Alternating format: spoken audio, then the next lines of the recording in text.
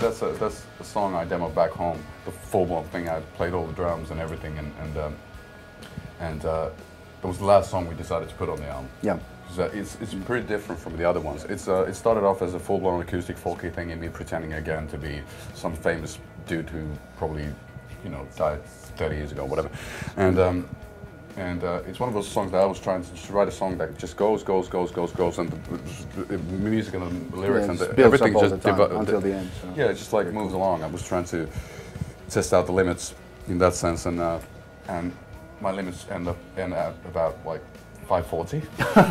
Yeah, and that was just, you know. So it's a bit more proggy maybe than the rest of the album, and it's a bit more. For me, it's haunting because it's a bit odd. You know, it's like a bit left of the center. It's not really hard rocking, but there's something wrong about it in a really cool way. Because I think that, you know, in search of the perfect imperfection, you know, it's in that sense it works really well. Drawn and Quartet, you know, it's just good line and a good way to go.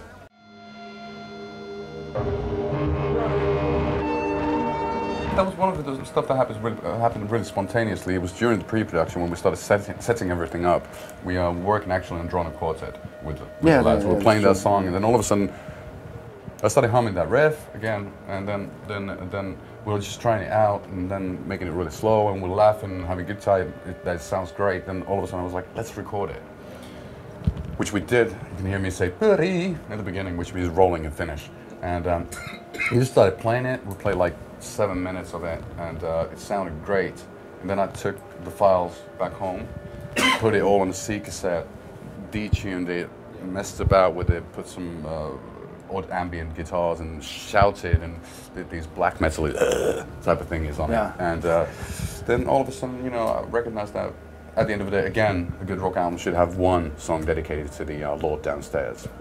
So it felt right, and it felt doomy and gloomy and messed up, and it just, again, it breaks it up nicely. You know, with for example, Drawn and Quartet before that being fairly sweet, or having this kind of bittersweetness to it. So it was nice to kind of like give that song a middle finger, and lead to the next one.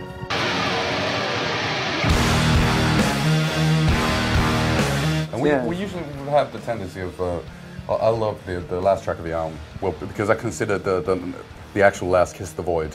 They're basically, you know, two parts of the same song. So it's not a trilogy, it's a duology. Duology. It's a duo.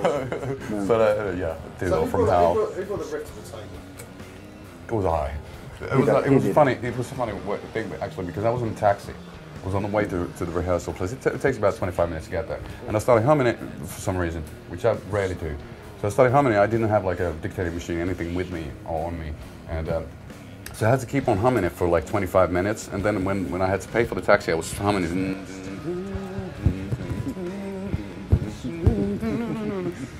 Then I went to the shop and got some beer. And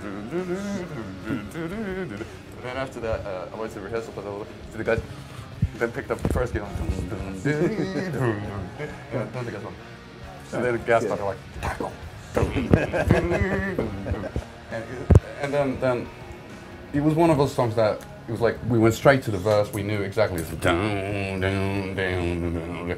Yeah, that's kind of super Sabbathy, electric wizardy type of vibe, and that's one of the things which is cool about music. That times a song can take a gazillion years to, you know, you kind of like analyze, overanalyze it, and then all of a sudden, you know, you get this idea for a idiotic, massive, knucklehead, super Sabbathy riff in a taxi, and then it kind of, as they say, you know, as they say, the song wrote itself. Yeah, so, true. We were true to it till the end, you know. At the mix, you know, we made it as naughty as possible. So, you know, it's sort of like feature this. And we had to naughty. Yeah, we had to, as a tribute to the great late Peter Steele, to get some deep vocals for it as well. You know, so this got that type of stuff going on. Yeah.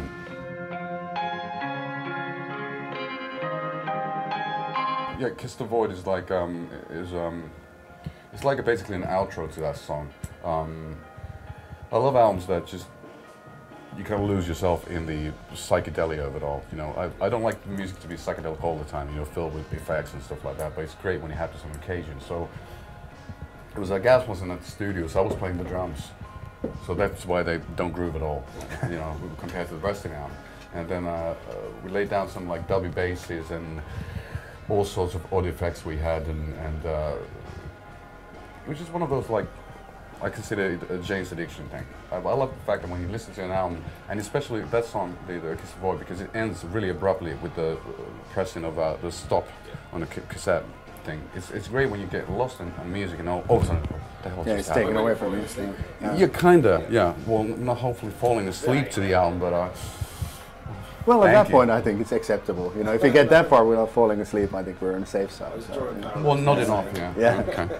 Yeah, but yeah, it's just I think you have to have those moments that are, you know, fucked up and that are dirty and wrong and musically incorrect and that don't groove and that are out of tune and that are played badly, because that gives you the kind of the both extremes.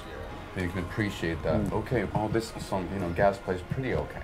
Yeah. Compared. Yeah, the human part in transhuman. Yeah, indeed. And we wanted to keep, you know, the idea in a way to keep the album fairly organic and dirty and gritty and lively and punky and all that stuff. So that's the idea, to have the interludes and have all that stuff going. I think it's really important.